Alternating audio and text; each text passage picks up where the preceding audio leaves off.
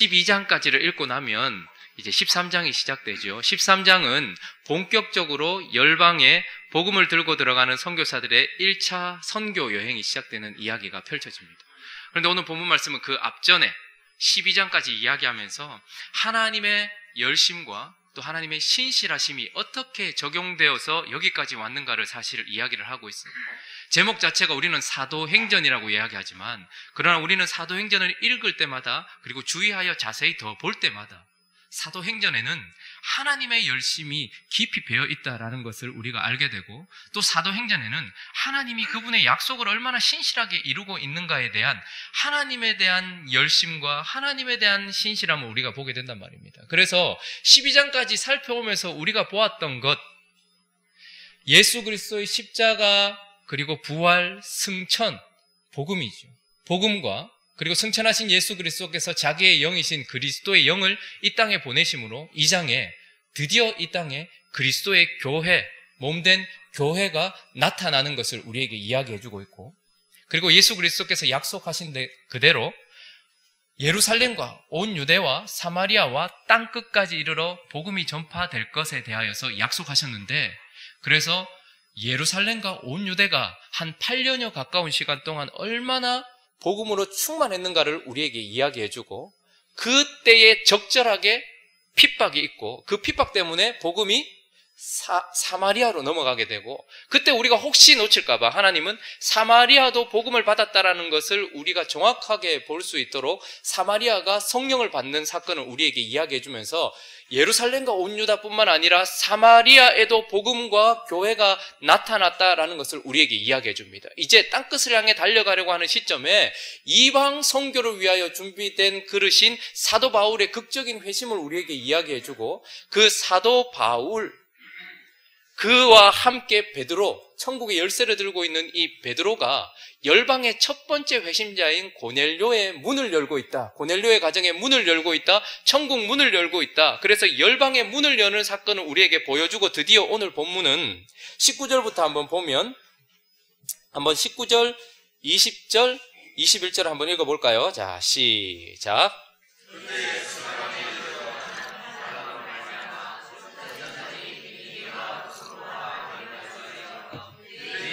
말씀을 전하는데 그 중에 구브로와 고레네 몇 사람이 안디옥에 이르러 헬라인에게도 말하여 주 예수를 전파하니 주의 손이 그들과 함께 하심에 수많은 사람들이 믿고 주께 돌아오더라. 자, 하나님의 약속이 차츰차츰 그러나 명확하게 이루어지고 있다가 이제 드디어 바울을 회심시키고 그 다음에 천국문의 열쇠를 가지고 있었던 베드로를 통하여서 열방의 문을 열었다는 것을 보여주기 위하여 고넬료라는 회심자의 가정을 보여주시고 난 이후에 드디어 또 반복하면서 스데반의 일로 환란으로 말미암아 흩어졌던 사람들이 안디옥에까지 이르렀다 이렇게 얘기합니다.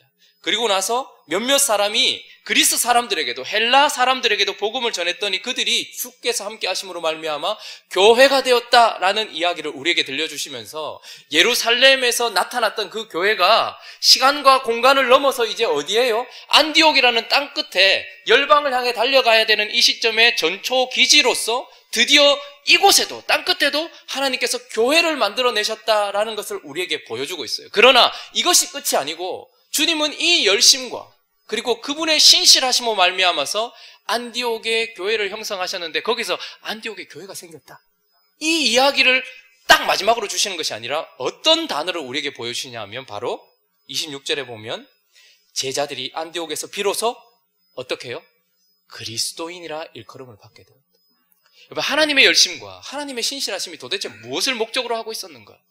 하나님은 도대체 어떤 단어를 듣고 싶었고 어떤 사람을 보고 싶으셨기에 그렇게 열심으로 복음으로 일하셨고 그리고 그렇게 신실하게 약속을 이루어 가셨는가? 그것은 바로 저 먼 곳에도 교회가 생겼다 이 정도가 아니라 그곳에서 비로소 그리스도인이다 하는 단어를 듣고 싶어 하셔서 그것이 목적이었고 그리스도인을 보는 것이 하나님의 목적이었다라는 것을 우리에게 보여줘요.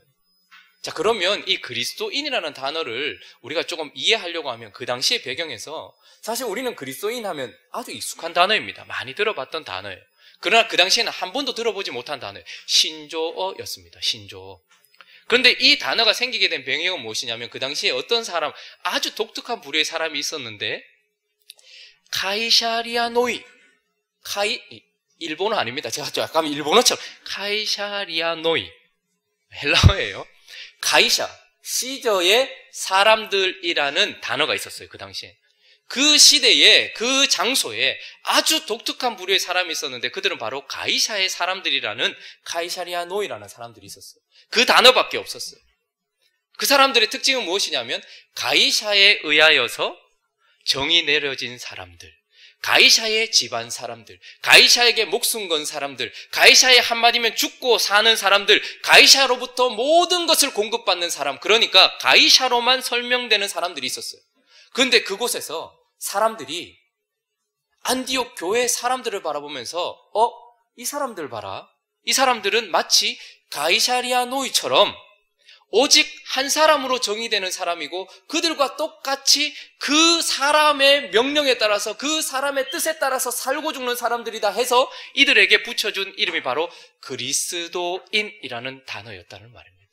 그러니까 그리스도인이란 가이사의 사람들과 버금가게 그리스도에게 생명을 걸었고 그리스도로부터 모든 것을 공급받을 뿐만 아니라 그리스도로만 해석되어지는 사람들이다, 이런 뜻이었다는 말입니다.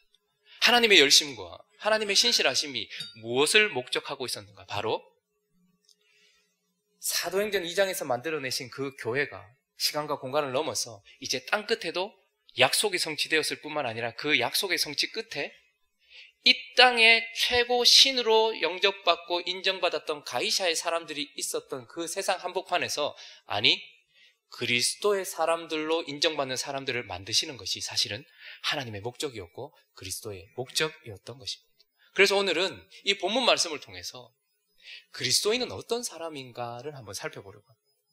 가이샤의 사람들이 그러했던 것처럼 그리스도의 사람들도 그러했다라고 이야기하는 그 시대의 배경을 바탕으로 해서 도대체 그리스도인들은 어떤 사람들이었는가를 오늘 살펴보면서 우리는 그리스도인의 모습을 가지고 있는가도 한번 살펴보기로 원합니다. 먼저 그리스도인들은 그리스도에게 배우는 사람들인 거예요.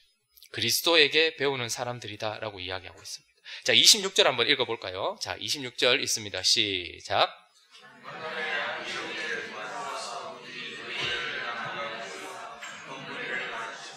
제자들이 안디옥에서 비로소 그리스도인이라 일컬음을 받게 되었다. 자, 21절에 보면 이미 주의 손이 그들과 함께해서 수많은 사람들이 믿고 주께 돌아왔대요. 이미 회심했단 말입니다. 그리고 그들을 교회라고 인정했어요. 그런데 26절에 보니까 사울을 데리고 와서 바나바와 사울이 그들을 1년 동안 가르쳤다라고 이야기합니다. 그들은 거의 매일, 거의 매 순간을 배웠기 때문에 우리가 40년, 50년 신앙생활 한 것과 버금가게 그 1년 동안 하나님의 말씀 앞에 섰다라고 이야기를 해요. 그들은 주의 은혜로 말미암아서 거듭났고 구원받았고 하나님의 백성이 되었지만 그들이 비로소 그리스도인이라는 말을 듣기 위해서는 사도들의 발 앞에서 말씀을 배우는 사람이었다라는 것을 우리에게 이야기해 준다는 말입니다. 그들은 거듭난 지 얼마 되지 않은 아주 어린 성도들이었습니다. 그래서 그들에게 필요한 사람은 바나바와 같은 사람이었을 거예요. 그리고 정확하게 복음을 설명해낼 사울과 같은 사람이었을 거예요. 그런데 그들의 발 앞에서 1년 동안 계속해서 복음을 배웠다라고 이야기합니다. 그리스도인들이란 거듭났다고 성경을 덮어놓고 하나님의 말씀을 따라서 살겠다라고 열심을 내는 사람이 아니라 거듭난 이후에 성경을 펼쳐놓고 하나님 말씀 앞에 서서 말씀을 배우는 사람이다라고 우리에게 이야기를 한단 말입니다. 근데 뿐만 아니라 이 시작된 지 얼마 되지 않은 어린 안디옥 교회가 사도들의 발 앞에서 복음을 배웠던 것처럼 이미 형성되어서 하나님의 사명을 감당하고 있었던 예루살렘 교회도 계속해서 배웠다라는 것을 우리에게 보여주고 있죠. 이 이야기 바로 앞에 베드로가 어떻게 하나님 앞에 배웠는가를 보고 있지 않습니까? 베드로는 주님께 명령을 직접 들었고 직접 알았던 사람이었어요. 그래서 복음이 땅끝까지 전파될 것이고 너희가 내 증인이라고 이야기했음에도 불구하고 그것을 직접 듣고 배웠음에도 불구하고 하나님의 말씀이 머릿속에는 있고 내 마음을 터치했는지는 모르겠지만 땅끝에 가서 복음을 전하라고 할 때 이방인들과 교제하는 것이 내게 허락되지 않았다라고 얘기하면서 주님이 그들에게 깨끗하라고 말씀하시면서 가라고 말씀하시는데도 싫습니다라고 말했던 사람. 그러니까 머릿속에 그리고 가슴속에 잠깐 머물러 있었던 그 말씀이 삶 속에서는 적용되지 않았던 사람이었어요. 그래서 하나님 어떻게 하십니까? 그에게 환상도 보여주시고 그에게 다시 말씀도 들려주시고 그에게 성령의 음성도 들려주시고 사람들을 통하여서 어떤 환경에 가게 하시더니 거기서 어떻게 하는 거예요? 우리가 들었던 그 말씀이 어떻게 내 삶 속에서 적용되는지를 배우게 하셨다라는 말입니다. 그래서 그 베드로의 변화 때문에 예루살렘 교회도 어떻게 됩니까? 처음에 베드로 올 때만 기다리고 있다가 베드로를 비난하기 시작해요. 네가 어떻게 이방인들의 집에 가서 먹고 마셨느냐, 거기도 복음을 전하고 거기다 세례까지 줬느냐라고 비난하고 있었지만, 그러나 베드로가 직접 배운 그 말씀을 다시 똑같이 반복하여 나눔으로써 그들의 비난은 그치고 찬양이 시작돼요. 그렇다면 하나님이 이방인들도 복음으로 받으셨다. 근데 이 이야기는 벌써 오래전에 주님께서 하셨던 이야기란 말입니다. 그런 것을 이제 와서 배우고 있다는 거예요. 그러니까 그리스도인이란 여러분들이 어떤 지식을 가지고 우리가 어떤 마음으로 감동을 받았는지 몰라도 하나님의 말씀이 나의 삶에 온전히 배워져서 그것이 실제로 내 삶 속에서 역사할 동안 계속해서 배워가는 자다라고 우리에게 이야기를 해주고 있는 것입니다. 저는 참 부끄러울 때가 많아요. 특히 설교하는 사람이니까 말씀을 가리키지 않습니까? 그리고 선포를 합니다. 그리고 나서 저는 착각할 때도 많은 것 같아요. 제가 선포한 말씀을 제가 알고 있다라고 생각을 하는 거예요. 그래서 그 말씀이 내게 실제라고 오해하고 착각하는 경우가 참 많은 것 같아요. 하나님의 부르심을 받고 이제 사역자로 가야 되겠다라는 생각을 하고 난 이후에 이제 아내와 결혼을 앞두고 신대원에 갔습니다. 가면서 이렇게 약속을 했어요.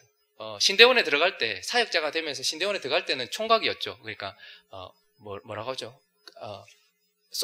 솔로였는데 이제 4월달 되어서 결혼을 하면서 유부남이 되었어요. 그래서 하나님 앞에 우리가 그렇게 약속을 했습니다. 하나님이 부르셨으니까 하나님의 사역자를 주님께서 먹이시는지 입히시는지 우리가 확인합니다. 그래서 재정을 0으로 다 떨었어요. 그때 근데 아내가 이렇게 직장 생활을 하고 있었습니다. 돈을 좀 잘 벌었어요. 돈 많은 여자한테 장가간 것이죠. 근데 신학교에 가보니까 너무 형편 어려운 전사님들이 많은 거예요. 커피 맛도 잘 모르면서 그 당시에 아메리카노는 좀 비싸고 원두커피는 좀 싸더라고요. 근데 왜 원두커피는 더 싸지? 똑같이 시커먼 물인데. 그러면서 원두커피 1,000원 하는 거 그거 한 잔 나누면 막 은혜가 충만해. 막 우리는 그 원두커피 1,000원짜리 막 5,000원만 있어도 5명이 은혜로 충만하고 막 기도가 터져나오는, 그러면서 뭐 이렇게 등록금도 되지 못하는 그런 분들이 있으면 저는 그분들에게 막 밥도 사주고, 왜냐하면 제 아내의 통장에 꼽히는 그 아름다운 돈들이 그 충만한 돈들이 저는 믿음이라고 생각했어요. 그래서 나는 믿음이 좋아서 나눈다 이렇게 생각을 했어요. 저분이 지금 등록금을 지금 못 내고 있는데 우리가 좀 도와줘야 되겠다 이런 마음도 있었을 때 저는 그게 사실 믿음이라고 생각했어요. 내가 믿음이 좋구나. 그런데 생각지도 않게, 예상지도 않았는데 저희가 아이가 생기면 직장을 그만두고 사역에만 집중하겠다고 얘기했는데 바로 아이가 생긴 거예요. 번식력이 좋은 거죠. 건강한 겁니다. 그러고 나서 약속대로 재정을 0으로 떤 상태에서 이제 사역을 시작하고 직장도 그만뒀으니까 교회에서 나오는 사례비로 생활을 하는데 처음에 제가 30만 원을 받았어요. 근데 결혼을 하고 나니까 하나님께서 50만 원으로 올려주셨습니다. 근데 50만 원으로 세 식구가 살아보니까 이게 장난이 아닌 거예요. 문제는 뭐냐면 뭐 사는 거는 사는데 마음이 쪼그라든다는 거예요. 마음이. 5천만 원 버시는 분이 500만 원 11조 하는 것도 힘듭니다. 근데 50만 원 버는 사람이 5만 원 11조 하는 것도 그 버금가기 힘들어요. 오히려 더 힘들 수 있습니다. 거기다가 이전에 해오던 헌금들이 있잖아요. 11조만 5만 원 하면 되는 게 아니라 이전에 도와주던 선교사님도 있고, 그리고 뭐 감사헌금, 건축헌금, 월정헌금 뭐 이런 것까지 다 하고, 그리고 뭐 밥도 먹어야 되고 책도 사야 되는데 이 5만 원 내고 난 45만 원 가지고 이제 제가 지금까지 해왔던 믿음의 딱 바닥이 딱 보이는 거예요. 그러면 사람의 짜증이 나는 거예요. 뭐냐? 하나님 이거 지금 이게, 그러면서 제 마음에 그때 중등부를 가르치고 있었는데 제가 막 애들한테 막 그래요. 야, 필요한 거 있어? 하나님께 구해. 제가 그렇게 가르치고 있었거든요. 하나님께 기도하면 되지. 하나님께서 뭐 필요하다 하면 주시지. 뭐 이렇게 가르치고 있었거든요. 그리고 야, 주변에 누가 있으면 행함이 없는 믿음은 죽은 믿음이야. 네 친구가 옆에서 배고파 있는데 배부르게 해라. 추워가지고 떨고 있는데 옷도 한 벌 안 주면서 더웁게 해라. 그거는 믿음 아니야. 막 이렇게 선포했단 말입니다. 그러니까 언제든지 필요한 사람이 있으면 내 거라도 돌려줘라. 이렇게 가르쳤는데 50만 원 받으면서 사역을 하다 보니까 제 마음이 그걸 못하고 있는 거예요. 11조를 안 왔다는 게 아니에요. 제 마음이 그 이전에는 그렇다고 저에게 큰 걸 요구하신 거 아니었습니다. 제 분량에 맞게끔. 그 이전에 전사님들하고 나눌 때 1,000원짜리 커피 한 잔 사주는 게 힘들지 않았는데 이제 이걸 딱 사려고 하니까 1,000원이면 여기다 500원 더 보태면 내가 점심을 먹는데 학교에서. 그러면서 멈추게 되는 거예요. 자꾸 마음이 쪼그라드는 거예요. 그러면서 제 안에 있는 지식은 하나님께 구하면 돼. 그리고 필요한 사람들에게 나눠라고 말하지만 그러나 실제로 제 삶 속에서는 그 말씀이 제게는 하나도 적용되지 않는 저는 배우지 못한 자였더라는 것입니다. 근데 한날은 이제 상태가 많이 안 좋아졌죠. 주님 앞에. 신대원 2학년 쭉 가니까 상태가 많이 안 좋아졌어요. 주여, 내가 이럴 줄 알고 내가 내가 참 주님 스타일대로 또 저를 다루신다고. 그래서 수업에 안 들어갔어요. 같이 가난한 전도사님들과 함께 농구하자. 근데 교수님들이 좀 봐주다가 나중에는 들어오라는 거예요. 그래서 수업 시간에 이제 농구를 하다가 교수님이 들어오니까 빨리 들어오라고. 더 이상 이제 이렇게 하지 말고. 그래서 땀 뻘뻘 흘리면서 밖에가 시원했는데 들어가니까 너무 더운 거예요. 그래서 제가 창가에 딱 앉았어요. 창가에 딱 앉고 창문을 열었어요. 그날 바람이 말 불던 날이었거든요. 창가에 앉아서 창문을 딱 열었는데 너무 더워서 이제 시원하겠지 하고 창문을 딱 열었는데 여전히 너무 더운 거예요. 그날 밖에 바람은 너무 세차게 치고 있었는데 시원한 바람들이 너무 많은데 저에게는 하나도 들어오지 않는 거예요. 제 마음이 또 하나님께 짜증이 난 거예요. 야, 주여, 딱 지금 내 상태하고 딱 같네요. 밖에 바람 저래 많은데 내 몸 하나 시원하게 해줄 바람 내게 하나 허락하지 않는 주여. 참 주님 참 감사합니다 주여. 와, 아파트 저래 많은데 내 집 하나 없는 이 상황, 와 주여 감사합니다. 책방에 가면 새 책 저래 많은데 내 책 하나도 없는 이 상황 참 감사합니다 주여. 이런 마음들이 제 안에 딱 들면서 지금 이 상황이 딱 제 마음 같은 거예요. 저렇게 밖에 바람이 많은데 주님 뭐 부유하시고 풍족하신 분이라면서 저렇게 많은 바람 나한테 한번 주시면 될 거예요. 돈 뭐 부족한 거 없으시다면서 왜 이렇게 가난하게 만들고 힘들게 만들고. 구하라. 구하죠. 구하는데 어차피 딱 구한다고 사례비가 50만 원에서 100만 원 되는 것도 아니고 100만 원에서 150만 원 되는 것도 아닌데 뭘 구하면 다른 문통로가 있는데 구하라. 이런 마음이 제게 있었던 거예요. 근데 그때 제 마음에 갑자기 부드러운 성령의 음성이 들려요. 야, 형우가 뒷문 한번 열어봐라. 뒤에 보니까 문이 닫혀 있더라고요. 그래서 수업 시간에 그냥 벌떡 일어나서 이제 교수님도 제 상태가 지금 안 좋다는 걸 아니까 수업 시간에 일어나도 아무 말 안 해요. 일어나서 제가 문을 이렇게 열었어요. 그러니까 그 바람이, 밖에 있는 바람이 확 들어오면서 저만 적시는 게 아니라 온 교실을 다 적시는 거예요. 앉았습니다. 갑자기 제 마음에 뭔가 하나님 깨닫게 하시는 게 느껴졌어요. 제가 가지고 있었던 지식은 그저 피상적인 지식일 뿐이었던 것을 깨닫게 되었어요. 필요한 게 있으면 구해 라고 얘기하면서 제가 이쪽 창문을 열고 하나님께 구해야 되겠죠. 그런데 지금 누군가가 필요가 있다면 저를 통해서 무엇인가를 흘려보내려고 하신다라면 그것에 내가 뒷문을 열면 하나님께서 그 기도를 통해서 나를 적실 뿐 아니라 그도 적실 수 있도록 하나님께서 하실 것인데 저는 쪼그라든 마음 때문에 뒷문을 열지 못하는 거예요. 근데 어떤 지식을 가지고 있었습니까? 나눌 만큼 하나님 주신다는 하나님의 말씀은 가지고 있었단 말입니다. 근데 그 말씀이 저를 한치도 움직이지도 못하고 그랬던 것이죠. 그러면서 그때 깨닫게 되었습니다. 두 가지를 깨닫게 되었습니다. 필요할 때 하나님이 구하라고 말씀하셨으니 나는 이 창문을 열겠다. 그러나 나를 통해서 무엇인가 하려고 하는 사람들이 있고 하나님이 내게 감동을 주시면 나는 뒷문을 열겠다. 신대원 2학년 때 그걸 깨닫고 아내와 이 이야기를 나누고 난 이후부터 제 쪼그라들었던 마음을 다시 펼치고 생활해오면서 지금까지 저는 뭐 풍족하게 막 누구에게 자랑할 만큼 그렇게 산 적은 없었지만 쪼달리게 살아본 적은 없었던 것 같아요. 여러분들이 저를 볼 때 아이고 저 참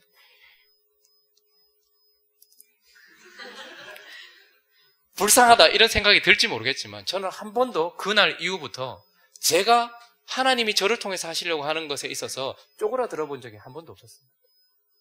그때서야 사실 그 진리를 기도하면 하나님이 주신다는 것과 나를 통해서 하나님이 여시면 거기에 문을 열면 하나님께서 나를 통해 일하신다는 것, 그때 비로소 깨달았던 것이죠. 그리스도인이란 우리 머릿속에 있는 지식을 배웠다고 끝난 사람들이 아닙니다. 어떤 말씀에 감동을 받았다 해서 끝난 사람들이 아니라 베드로가 그랬던 것처럼, 그리고 안디옥 교회가 이제 처음 시작하면서 사도들의 발 앞에서 말씀을 배우는 것처럼 끊임없이 배워가는 사람인 거예요. 그래서 교만하게 실수했다고 스스로를 책망하거나 하지 마십시오. 어떤 일이 우리에게 일어났을 때에 우리는 어떻게 생각합니까? 늘 평가받는 것이 익숙해 있어가지고 뭔가 실수를 하거나 잘못하거나 하면 좀 부족하면 내가 또 이거밖에 안 돼? 이렇게 생각할지 몰라요. 그러나 하나님은 사실은 평가하기 위해서 이런 상황들을 주시는 것이 아니라 배우게 하시려고 이런 상황들을 사실은 주시는 것입니다. 그래서 넘어졌을 때 또다시 배우면서 일어나면 되는 것이고 일어나면 되는 것이에요. 그렇게 하나님 앞에 배우는 것이 그리스도인이다 라고 이야기하면서 어제보다 오늘 좀 더 그분의 말씀이 나를 통치하는 것, 그게 그리스도인이다 라고 이야기를 하는 것입니다. 뿐만 아니라 그리스도인이란 그리스도에게 드리는 사람이다 라고 이야기합니다. 그러면 27절부터 우리 30절까지 한번 읽어볼까요? 자, 27절부터 30절까지. 자, 시작.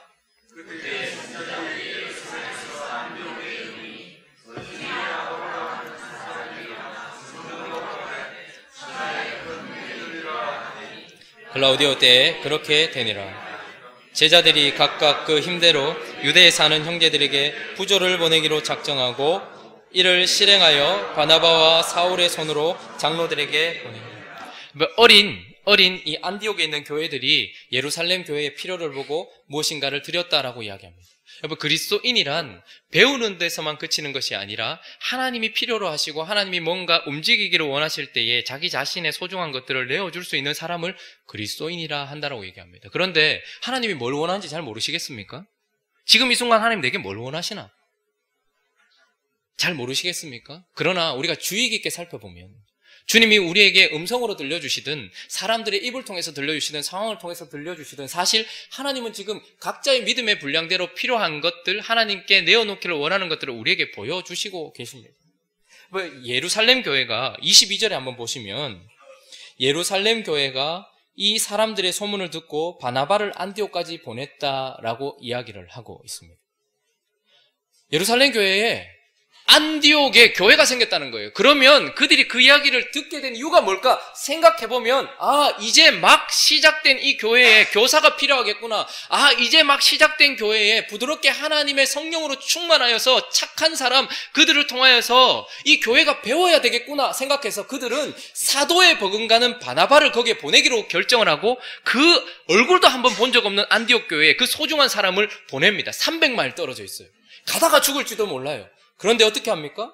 지금 이 순간 예루살렘 교회가 어떤 소문을 들은 거예요. 다른 것도 아니라 안디옥에 교회가 생겼다는 소문을 듣는 순간 그들의 마음속에 지금 주님이 이들에게 교사를 원하시는구나 라는 것을 깨닫게 되었고 그것을 어떻게 그대로 실천을 했던 사람들입니다.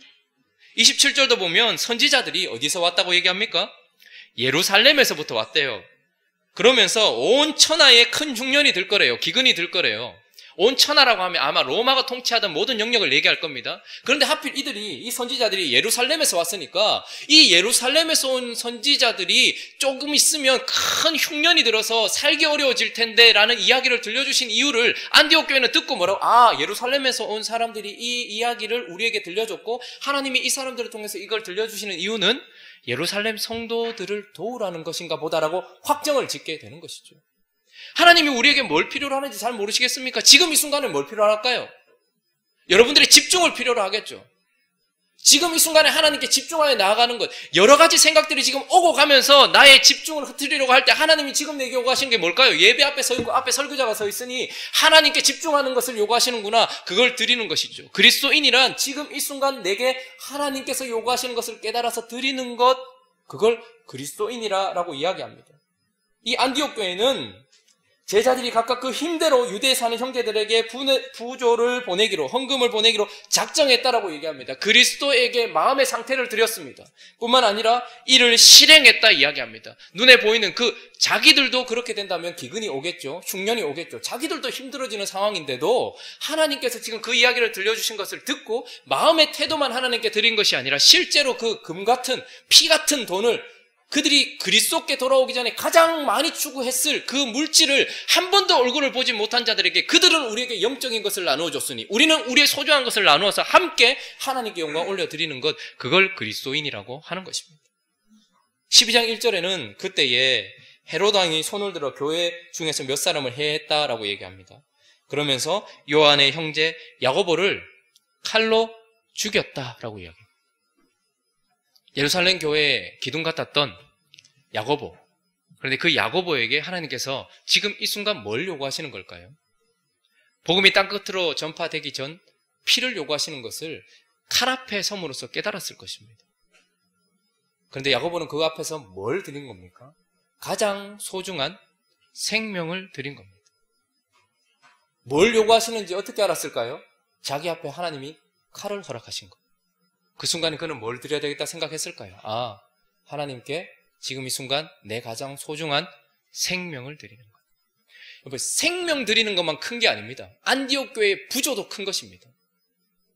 안디옥 교회의 물질만 큰 것이 아닙니다. 예루살렘 교회의 바나바도 똑같은 가치인 것입니다. 자, 그런데 야고보를 설명할 때에 요한의 형제 이렇게 얘기합니다. 둘이 형제예요. 그런데 야고보는 가장 먼저 순교했습니다. 야고보와 요한을 예수님께서 별명 지으실 때 뭐라고 별명 지으셨어요? 우레의 아들. 그러니까 성격이 장난이 아니다 이 말입니다. 그러니까 어떻게 보면 우리는 생각할 때 아이고 야고보 불쌍하다. 시작하자마자 얼마 되지 않았는데 그만 칼에 맞아 죽어버렸네. 그렇게 한순간의 생명을 드린 사람을 보면서 아, 그 사람 불행하고, 요한은 형제인데 야고보는 제일 먼저 순교했던 사람이고 그의 형제 요한은 가장 늦게까지 자기 사명을 다하고 가신 분이에요. 그러면서 우리는 어떻게 보면 아, 요한이 좀 더 축복받은 거 아닌가 이렇게 생각하겠지만 가만히 한번 생각해 보십시오. 야고보가 한순간에 자기의 생명을 드린 그 대가나 아니면 이 시대는요, 그리스도인들이 가장 많은 핍박을 받았던 시대였습니다. 하루하루 살아가는 것이 죽음과 방불한 시대였어요. 그런데 야고보에게는 생명을 요구하셨지만 생명이 시간을 계속해서 흘러가면 뭐가 됩니까? 삶이 되는 거잖아요. 요한에게는 20년, 30년, 40년, 50년 이 핍박 강한 황제들의 미친 듯한 짐승 같은 그런 핍박 속에서도 이것을 견뎌야 되는 시간들, 생명을 연장하셔서 삶을 요구하신 그 요한의 삶 속에 요한은 하나님 앞에 하루하루를 드렸던 사람이었어요. 야고보는 한순간 생명을 드렸다면 요한은, 그리고 살면서 얼마나, 요한이 나중에 무슨 사도라고 불려집니까? 사랑의 사도라고. 이게 남의 얘기니까 쉽지, 성격이 우레 같았던 사람이 사랑의 사도로 되어질 만큼 그렇게까지 시간이 지나는 동안 그가 얼마나 십자가 앞에 섰겠습니까? 날마다 죽으면서 그렇게 살았을 것 아닙니까? 그러니까 야고보가 그 한순간 생명을 내려놓는 것이나 요한이 오랜 시간 동안 자기의 삶을 내려놓는 것이나 사실은 둘 다 너무너무 어려운 거예요. 그러나 하나님이 지금 뭘 요구하신 거예요? 그에게 가장 소중한 것들을 드리라라는 시간에 있을 때에 그들은 자기에게 요구되어지는 것을 드렸던 사람. 가이사리아 노인은 황제가 한마디를 하면 생명을 달라 하면 생명을 줍니다. 가족을 달라 하면 가족을 줍니다. 모든 것을 다 달라 하면 가이사에게 줬던 그들과 똑같은 삶을 살고 있는 어떤 한 부류, 그들이 그리스도인이었다, 이렇게 이야기를 하고 있는 것입니다. 우리에겐 지금 뭘 요구하고 있을까요? 인내가 필요한 시간 동안 하나님께 소망을 두면서 마음으로 싸우는 것이 필요한 사람들도 있을 것입니다. 물질의 어려움 속에서 끝까지 다른 길 가지 않고 주님의 방법대로 그것을 건너가야 되는 사람들도 있을 것입니다. 관계의 어려움 속에서 하나님께 기도하면서 있는 사람들도 있을 것입니다. 자녀들의 문제 때문에 하나님 앞에 완전히 엎드러지는 사람도 있을 것입니다. 어쨌든 그리스도인이란 지금 내게 주어진 시간 속에 하나님이 내게 요구하시는 것이라면 그것이 생명이 되었건 물질이 되었건 사람이 되었건 내어놓는 사람, 그걸 그리스도인이라 한다라고 이야기를 하고 있는 것입니다. 뿐만 아니라 세 번째로 그리스도인이란 그리스도에게 구하는 사람이다라고 얘기합니다. 5절 한번 읽어볼까요? 12장 5절. 자, 12장 5절 한번 읽어보겠습니다. 5절과 12절을 한번 읽어보겠습니다. 시작.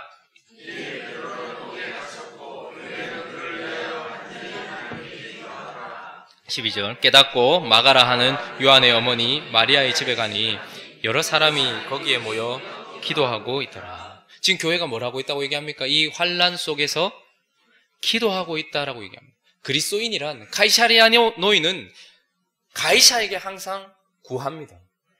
그에게만 손을 벌립니다. 그런데 그리스도인이란 오직 하나님께만 구하는 사람, 그리스도에게만 기도하면서 매어 달리는 사람을 그리스도인이라고 얘기합니다. 그러나 우리가 기도하고 있다고 다 그리스도인이라고 얘기하지 않아요. 무엇을 기도하느냐가 중요합니다. 왜냐하면 세상 속에는 그리스도인이든 아니든 기도하는 사람들이 많이 있거든요.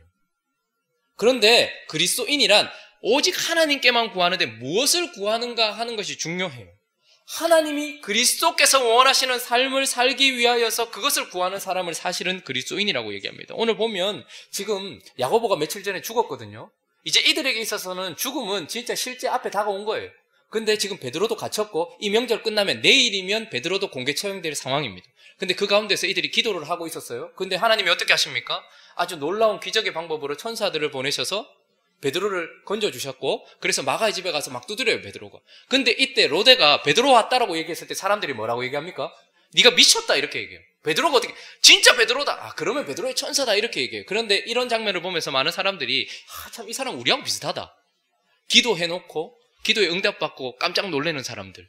우리 수준으로 이걸 해석해요. 그래서 야, 하나님께 비 오게 해달라고 기도해놓고 우산 안 챙기고 가네, 뭐 이런 비난처럼 마치 이 사람들도 하나님께 기도해놓고 기도해가지고 베드로를 보내줬더니 이 사람들이 깜짝 놀라면서 베드로 일리가 없다라고 이야기하는 이 모습이 믿음 없는 모습이라고 해석할 수 있을 것입니다. 그게 맞을 수도 있어요. 그러나 저는 그런 생각이 들지 않습니다. 삶과 죽음이 눈앞에 있는 이 상황 속에서, 말 한마디에 죽고 사는 이 상황 속에서 가이샤가 주냐 예수 그리스도가 주냐라고 하는 그 상황 속에서 예수 그리스도입니다라고 말하는 그런 믿음의 싸움을 하는 사람들이 지금 오늘 이 밤에 내일이면 베드로가 죽을지도 모르는, 그리고 며칠 전에 야고보는 실제로 칼에 맞아 죽었던 이 상황 속에서 지금 베드로 건져주십시오 이렇게 기도했을까? 저는 그런 생각이 들지 않아요.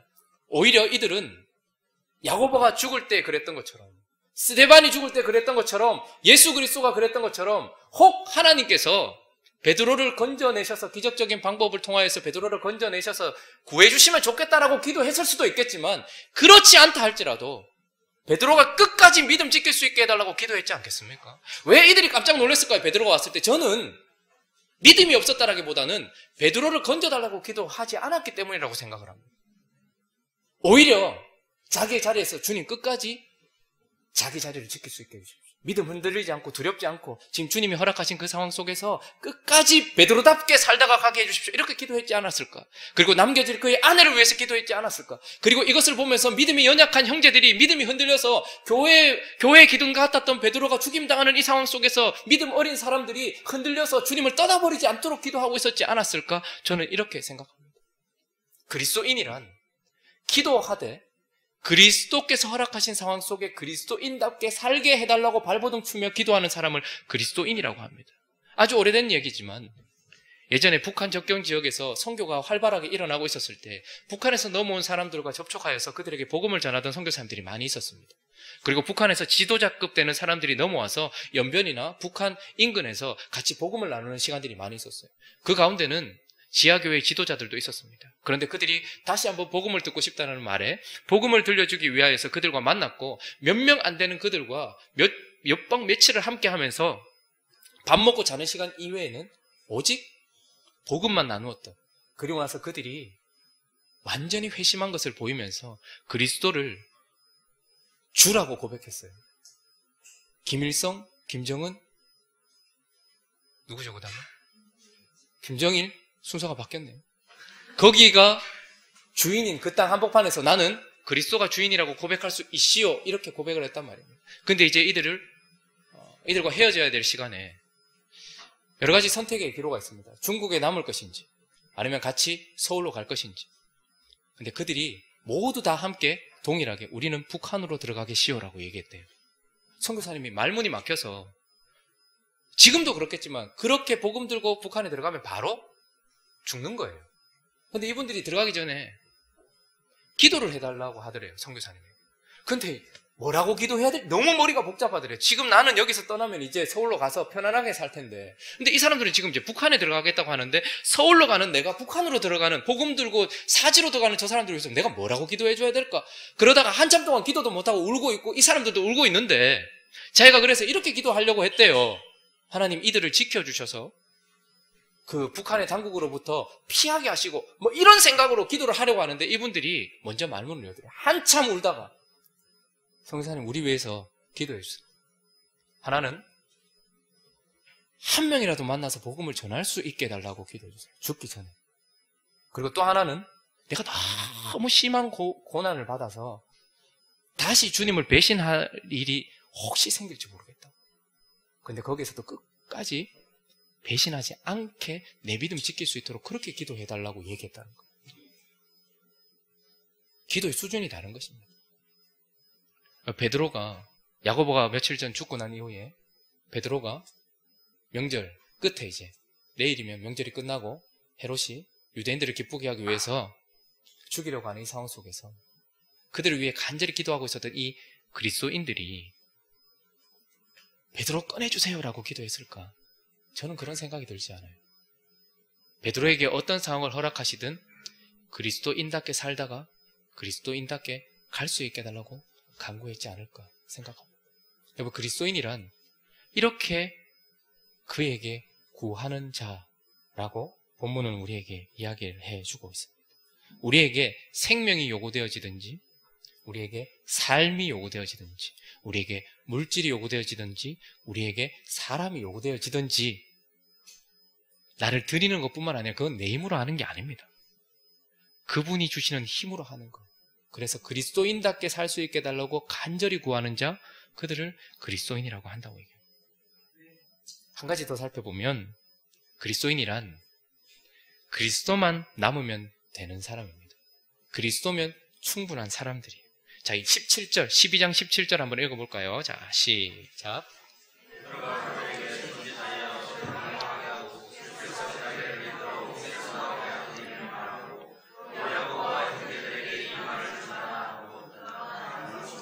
자, 베드로가 떠나 다른 곳으로 가니라 라고 이야기합니다. 19절은 헤롯이 그를 찾아도 보지, 얼마나 찾았겠습니까? 얼마나 찾다가 못 찾아서 열이 받았으면 파수꾼들을 죽였겠습니까?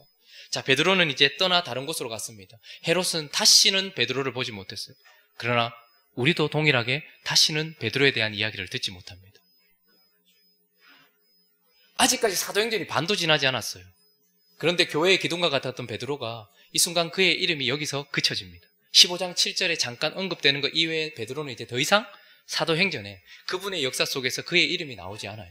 여러분, 사람은 자기를 남기고 싶어하는 근본적인 마음이 있습니다. 여러분, 좋은 데 가면 어떻게 합니까? 항상 사진을 찍죠. 내가 유한하다는 걸 알아요. 그래서 그 환경이 좋아서 찍는다기보다는 그 환경 속에 나를 남기고 싶은 거예요. 계속 찍어요, 막. 그래서 집에 와서 이걸로 사진으로 보죠. 어디 막 좋은 데 가면 어떻게 합니까? 거기다가 특히 한국 사람들도 그래요. 낙서하지 마시오 하는데도 거기다가 자기 이름 새기고 곧 헤어질 그 여자 이름 새기고 영원히 forever 뭐 이런 거 다 새겨놔요. 자기가 누군가에게 잊혀지는 것만큼 힘든 게 없습니다. 누군가의 마음속에 영원히 남았으면 좋겠고 우리가 영원히 남았으면 좋겠어요. 그런데 교회 안에서 하나님 사람으로서 살 때도 우리는 좀 남았으면 좋겠어요. 우리의 이름이 남았으면 좋겠고 우리가 했던 일이 남았으면 좋겠어요. 베드로는 엄청난 사람이었습니다. 그러나 베드로의 이름은 이제 여기서 더 이상 볼 수 없습니다. 그가 어떻게 살다가 갔는지도 몰라요. 야고보도 마찬가지입니다. 아무것도 남기지 않은 채 그냥 칼에 맞아 끝이 났어요. 요한도 오래오래 살았지만 요한이 어떻게 살았는지 전승에 의하면 예수님의 명령을 받았던, 그래서 예수님의 어머니 마리아를 모시면서 그냥 끝까지 살다가 주님이 허락하신 환경 속에서 그냥 살다가 이름 없이 빚도 없이 그냥 그렇게 살다가 그냥 간 것이지 그들이 자기 자신을 남기지 않았단 말입니다. 그러나 오늘 이 천사도 보십시오.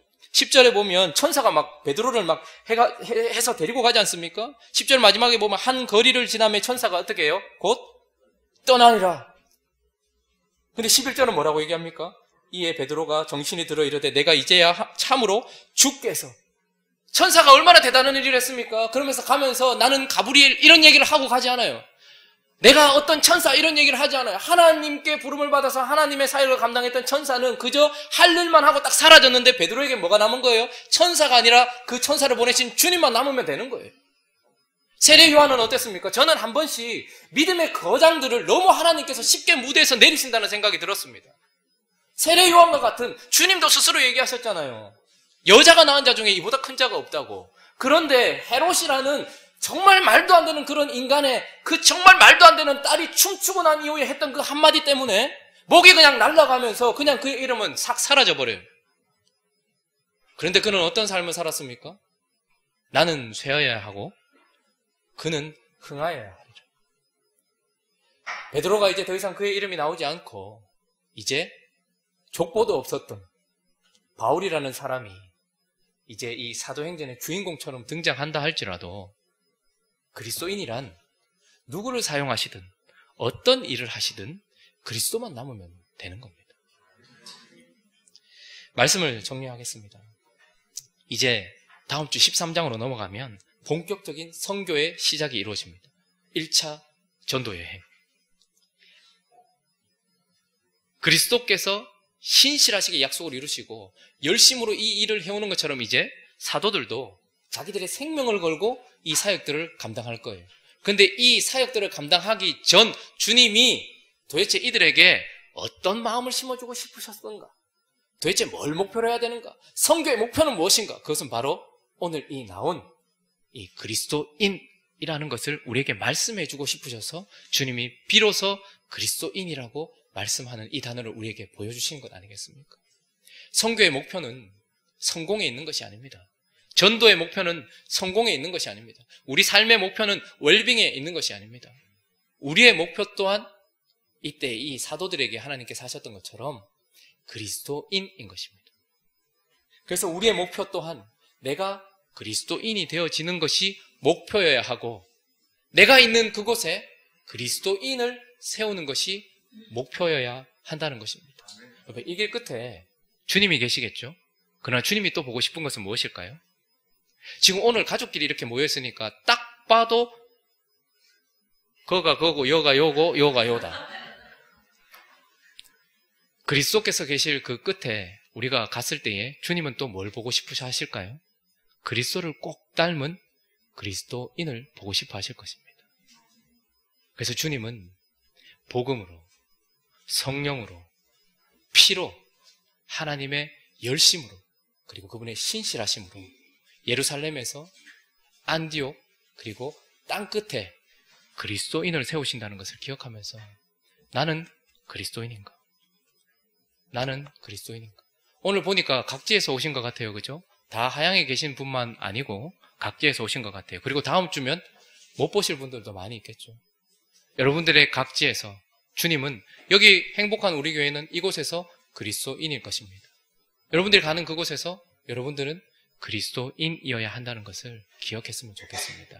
우리 함께 찬양하고 기도하겠습니다. 오직 주의 사랑에 매여 우리 함께 찬양하겠습니다.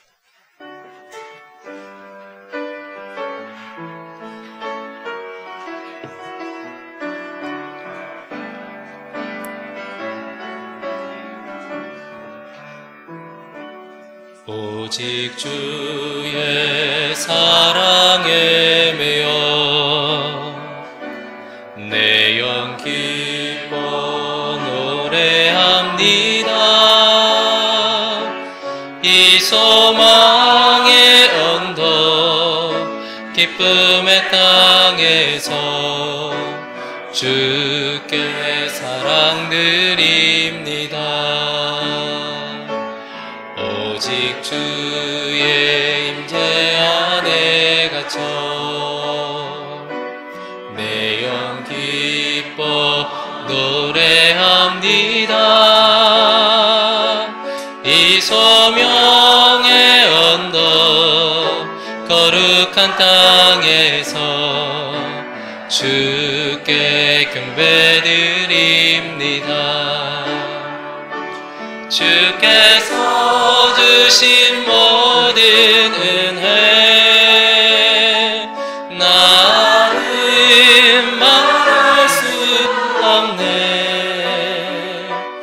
내 영혼 즐거이 주 따르렵니다. 주께 내 삶들이 오직 주의 사랑에 매여 오직 주의 사랑에 매여 내 영 기뻐 노래합니다. 이 소망의 언덕 기쁨의 땅에서 주께 사랑드립니다. 오직 주의 임재 안에 갇혀 내 내 영 기뻐 노래합니다. 이 소명의 언덕 거룩한 땅에서 주께 경배드립니다. 주께서 주신 모든 은혜 나는 말할 수 없네. 내 영혼 즐거이 주 따르렵니다. 주께 감드림. 주께서 주신 모든 은혜, 주께서 주신 모든 은혜 나는 말할 수 없네. 내 영혼 즐거이 주 따르렵니다. 주께 내 삶 드립니다. 우리 시간을 같이 한번 기도하죠. 주님의 열심과 주님의 신실하심이, 그분의 뜻이 이루어진 그곳에 주님은 가이사의 사람들이 가득한 그곳에서 가이사에게 생명 걸고 이 땅의 것에 생명을 거는 사람들이 가득한 그 한복판에서 그리스도에게 생명 건 한 사람을, 그 한 사람을 보고 기뻐하십니다. 하나님 앞에 우리 한번 기도할 때에 나는 계속해서 그리스도에게 배우고 있는 사람인가? 나는 그리스도에게 드리고 있는 사람인가? 나는 그리스도에게 구하고 있는 사람인가? 나는 그리스도면 충분한가? 신부는 신랑이면 충분한 것입니다. 내 성이 아니라 신랑의 성을 쓰는 것이죠. 나는 그리스도인인가? 우리 자신을 한번 돌아봤으면 좋겠습니다. 우리 같이 한번 기도하죠. 거룩하신 하나님 아버지 감사합니다.